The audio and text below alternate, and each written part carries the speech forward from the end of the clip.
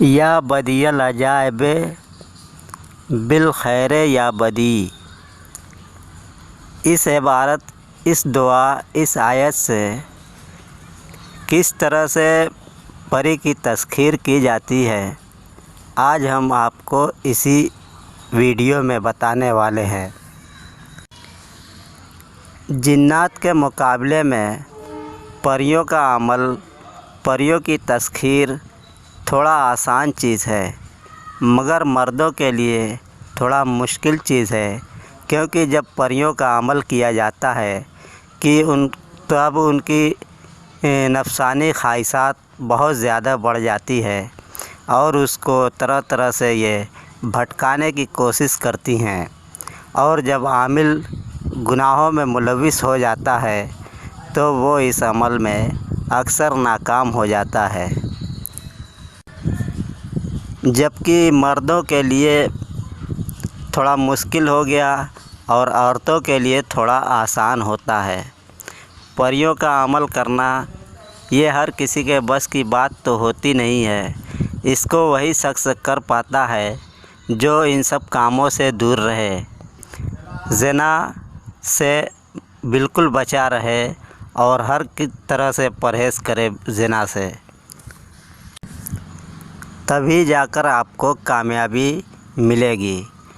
اگر آپ اس لائن کے ہیں، زناکار ہیں، تو آپ اس عمل سے دور رہیں تو اچھا ہے، اس لیے کہ آپ کے لیے مشکل ہے کہ آپ کو کامیابی ملے اور سخت نقصان میں بھی آپ پڑ سکتے ہیں۔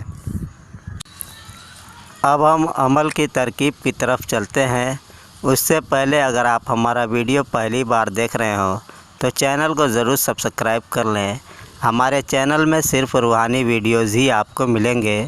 اگر اس لائن کے اعمال اور دوسرے روحانی تعویذات، کاٹ اور پلٹان وغیرہ کے اعمال آپ دیکھنا پسند کرتے ہیں تو آپ پلے لسٹ میں جا کر کے اسے دیکھ سکتے ہیں۔ جب آپ کو کسی طرح کا عمل کرنا ہو تو آپ پہلے فیصلہ کر لیں کہ آپ اس عمل کو کر پائیں گے یا نہیں۔ پہلے اس کے بارے میں آپ خوب اچھی طریقے سے جانیں کہ اس کی کیا ترکیب ہے، کتنے دن کا عمل ہے، کتنی محنت ہے، کتنی پڑھائی ہے اور کیا شرطیں ہیں جس کو آپ کر سکتے ہیں یا نہیں۔ تو اسی طریقے سے آپ کو چاہیے کہ جب آپ اس عمل کا ارادہ کریں تو پہلے اس کی ترکیب آپ خوب اچھی طریقے سے سمجھ لیں۔ اس عمل کو پڑھنے کے لیے آپ کو رات کو سوتے وقت یہ عمل پڑھنا ہے، اور بستر آپ کا پاک اور صاف ہونا چاہیے اور کسی بھی قسم کی ناپاکی نہیں ہونا چاہیے، اور آپ کے بدن پر بھی ناپاکی نہیں ہونی چاہیے، اور آپ کے کسی کپڑے پر بھی کہیں ناپاکی نہیں لگی رہنی چاہیے۔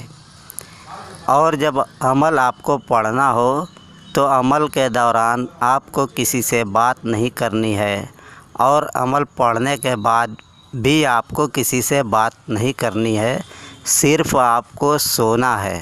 اس لیے عمل شروع کرنے سے پہلے آپ سب سے پہلے اپنے سب کاموں سے فارغ ہو لیں، فرصت لے لیں، اس کے بعد ہی عمل کی کوشش کریں۔ اس عمل میں زنا کے علاوہ اور جیسے گناہ کی دوسری چیزیں ہیں، جیسے جھوٹ ہے یا حرام اشیاء کھانا یا نشہ خوری کرنا، ان سب سے پرہیز ہے۔ اور کھانے میں آپ کوئی بھی حلال غذا کھا سکتے ہیں، لیکن حرام غذا بالکل نہیں کھانا ہے۔ اور جب آپ کو عمل پڑھنا ہو تو پہلے آپ وضو کر لیں، پھر اس کے بعد بستر پر بیٹھ جائیں۔ سو کر کے نہیں پڑھنا ہے، بیٹھ کر کے پڑھنا ہے، اور یہ کچھ منٹ کا ہی عمل ہے۔ اس میں آپ کو قبلہ رخ یعنی پشچم کی طرف آپ کو منہ کرنا ہے، اور اس کے بعد آپ کو یہ عمل پڑھنا ہے۔ اس عمل میں آپ کو کسی بھی قسم کے ٹائم کی قید نہیں ہے، اور نہ ہی دن اور تاریخ کی قید ہے۔ हाँ, आपका जो भी सोने का वक्त हो, आपका वही टाइम है। जब आपको सोने का टाइम हो जाए तभी आप इस अमल को पढ़ें और पढ़ करके खामोशी से सो जाएं।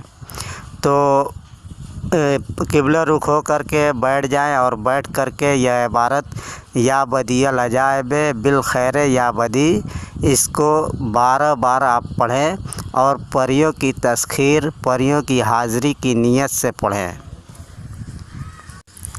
और जब आप 12 मरतबा पढ़ लें तो फिर आप जिस तरह से सोते हैं उसी तरह से आप खामोशी से सो जाएं।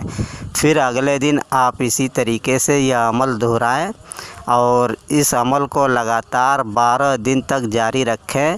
12 दिन में ही आपका काम होगा, उससे पहले आपकी मुराद पूरी नहीं होगी। इस अमल को बहुत सारे कामों में आज़माया गया है।